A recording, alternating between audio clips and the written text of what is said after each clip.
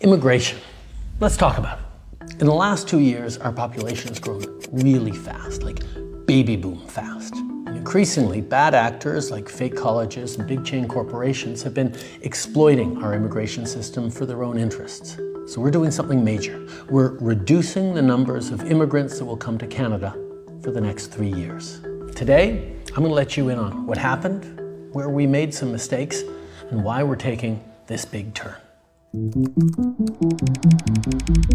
There are two kinds of immigration in Canada. The one you probably think of most is permanent immigration, like when families come to Canada to settle and call it home. Every year, the government determines the right number of permanent residents that we want to admit. That's how it's been done for decades. But a plan that only talks about permanent immigration misses the other pathway, temporary immigration.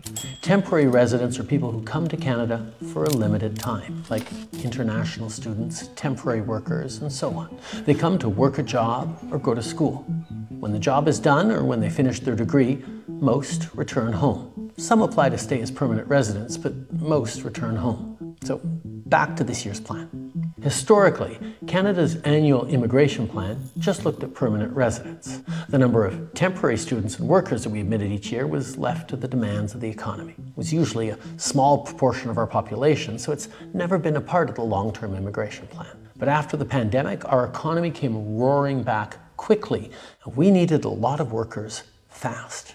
Canada is in the middle of a huge labor shortage. Temporary foreign workers became such a significant part of our workforce that it'd be a mistake not to include them when we plan our immigration levels. So this year, we did exactly that for the first time. We laid out a plan that sets targets for both permanent and temporary residents.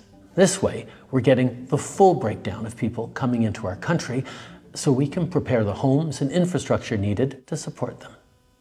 Like I said, immigration is based on demand. When we set our targets, we look at every province and territory. We ask the premiers, what are the gaps in your workforce? Is your population growing or getting older? We field calls from businesses, CEOs, economic experts, all sharing their thoughts on where we should set our targets. We've had a chronic shortage of labor for the last decade. It is the #1 issue of all manufacturers across Canada. So we think there needs to be more, push the pedal to the floor to bring more people into Canada because Ontario is facing a generational labor shortage. 380,000 jobs are going unfilled.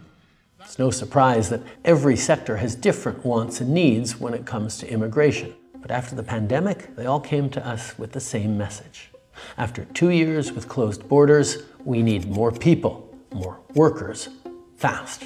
So we brought in more workers, and it was the right choice. It worked. Our economy grew. Restaurants and stores reopened, businesses kept running, but most importantly, in spite of lots of economists' predictions, we avoided the worst-case scenario, a recession.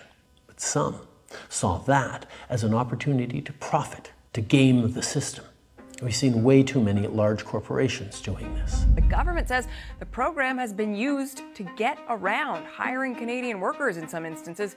Far too many colleges and universities used international students to raise their bottom line. There are the diploma equivalent of puppy mills that are just churning out diplomas. There is fraud and abuse, and it needs to end.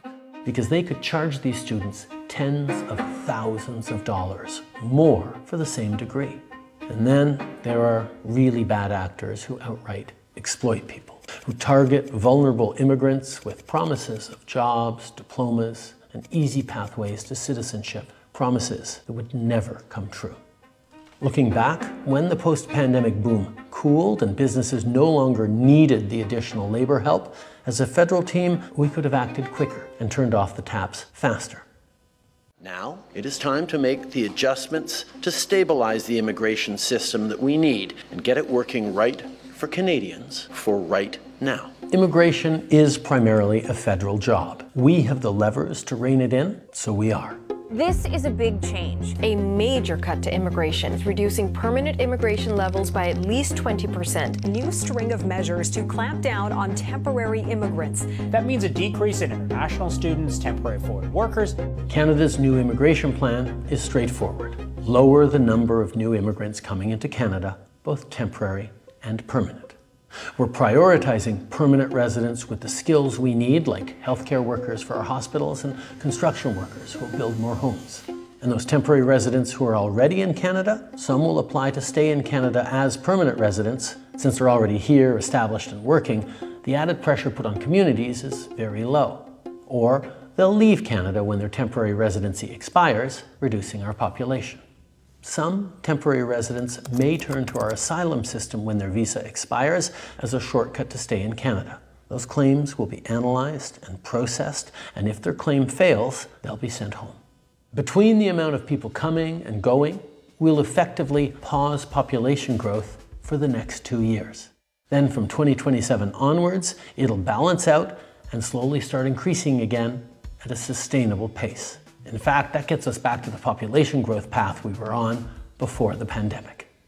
This pause is going to give our economy and our communities the chance to catch up with things like our plan to build millions more homes. That's not stopping, but now we'll have a little more breathing room as we build.